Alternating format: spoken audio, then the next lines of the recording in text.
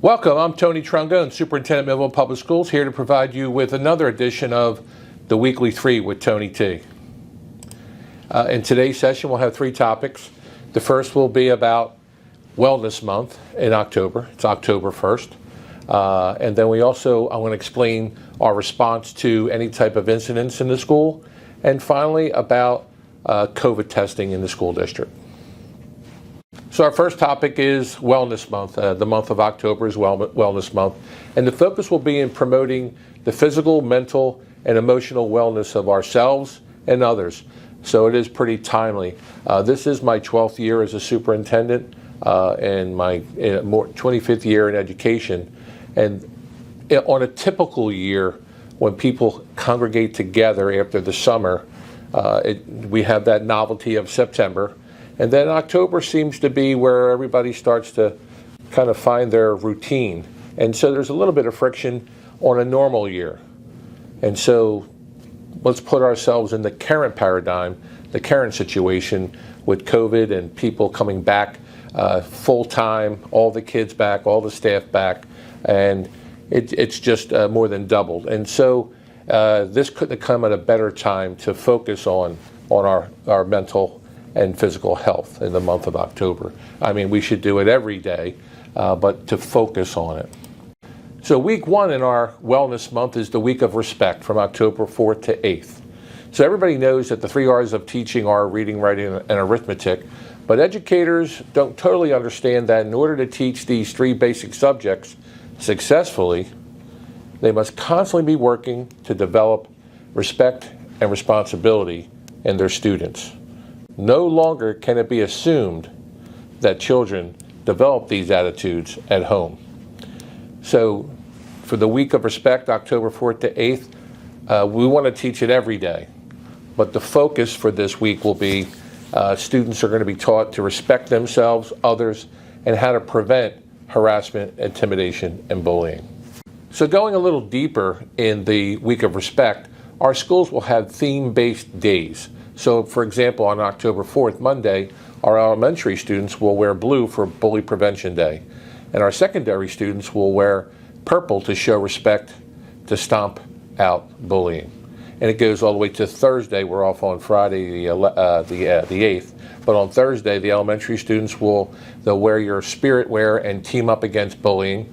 And our secondary will wear white to show respect for yourself. Week 3 of Wellness Month will be School Violence Awareness Week.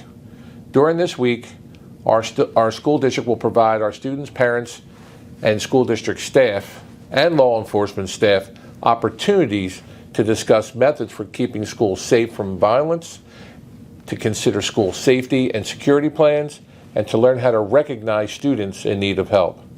Law enforcement personnel will be invited to join our members of the Millville learning community in discussing the methods to keep schools safe from violence. And finally, week 4 of our Wellness Month will be Red Ribbon Week. Red Ribbon Week is designed to be an awareness campaign that gets information to the general public about the dangers of drug use. Red Ribbon Week is designed to get people talking to other people and working on activities that will help rebuild a sense of community and common purpose. Our second topic is response to incidents in schools. So I'm just going to start off with my conversation with a parent last week, and that parent said, Mr. Trongone, I protect my babies at home. I bring my baby to your school safe. I want her to come home safe. I don't want her to be collateral damage. And that can't be any more important to me than that. More important than the teaching and learning is have our babies safe and secure while they're at school. And so this will be number one priority as far as safety and security of schools in Millville. That being said, I want to talk about an alleged threat that took place on September 17th, Friday night. School was closed, and we got a report on social media of screenshots circulating of a photo of what appears to be a rifle with a text, "We're coming, Memorial High School." And so we immediately notified the police, and we set out a message to our community that there was a threat and we were looking into it. And then our Millville police did a great job Actually had to get a subpoena. They go on Facebook, they find out where the source is, and they find out that it wasn't even in our Millville Memorial High School in New Jersey, but it was a hoax in a high school in Texas. And so, again, we took it from 1 to 10. We treated it as a 10, the highest level of priority in regard to investigating that and making sure that it was our kids were going to be safe. And then we had a conversation with the police on Saturday, and we were able to open up Monday knowing that it wasn't a credible threat. But again, we have a system in place, and unfortunately, we can't provide the information out quick enough for you, because obviously, I'm a grandparent. I want to know right away what's going on. But there's a process we have to follow with the police and the investigation. And we have a process that, we're going to follow. And as soon as we know definitive what's going on, we'll make sure you get that information. But also the fact that we're going to make sure our kids are safe every day. And you can help us by monitoring your child's use of social media too. That's going to help. Because again, I talked about a previous slide where we were looking at October being a month where people are a little bit on edge. Well, all it takes is one social media post to set everything to a certain level of angst. And we want to mitigate that, but rest assured, we will treat every threat to the highest degree. We're going to take every threat seriously. And topic 3 is COVID testing. And so Executive Order 253 from Governor Murphy's office is that all schools must test staff that work in schools that are unvaccinated. This is not a Millville Public Schools policy. This is a statute through an executive order through the governor's office, so we have to follow that mandate. So I want to start off with that. Number 2, we've taken a great deal of time to make sure that we're sensitive to our staff and their needs and support them through this process. So we've taken on a company that's going to provide us that service in testing for our staff members who work in Millville Public Schools. But also, most importantly, is through this, they were able to provide community pods for testing, one at Wood School and one at the maintenance garage for our community. It's not only being positive for a COVID case, but because of we're at a high level of transmission, the matrix goes into what's called COVID-like symptoms. So if a student coughs, it's a litany of different types of ailments that identify as a COVID-like symptom. And so the nurses have to follow that matrix from the Department of Health and send your child home. Many parents have been upset about that, but the nurses are doing their job according to the Department of Health matrix.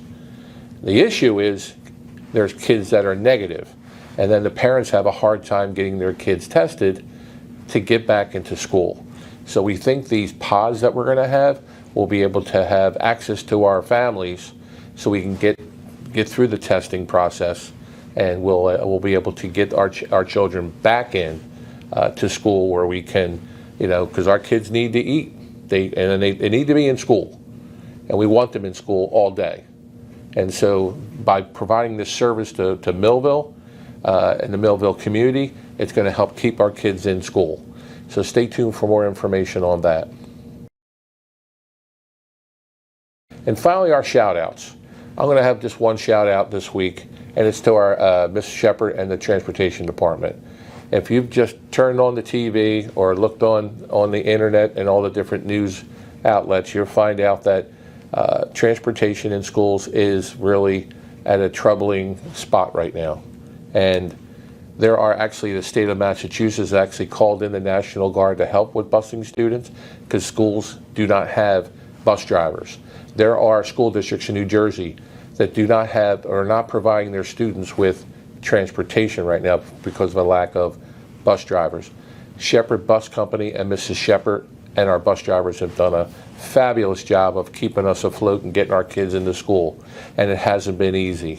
But again, I want to shout out to those folks because we are not experiencing the problems that other school districts are experiencing throughout New Jersey. Do we have hiccups? Yeah, everybody has some kind of hiccup. But in its totality, we've done an outstanding job with our transportation as far as picking up. The other piece will be at the larger schools at Lakeside and at the senior high. We're working on the arrival and departure schemes to streamline that, and so that's been a work in progress also, because we're having more people drive their kids into school and not get on the bus, even though the bus is provided. So there's some things that we're working out, but together I think we're going to be in a good spot. And again, relatively speaking, we're in a great spot compared to other school districts in New Jersey. So this being our 10th edition of Weekly 3 with Tony T, I am asking for more feedback from you on some topics that you would like to have me report out. So I'm asking you, the Millville learning community, putting out the challenge. Please send me some feedback on what we need to do and provide in regard to your needs. And finally, go Bolts.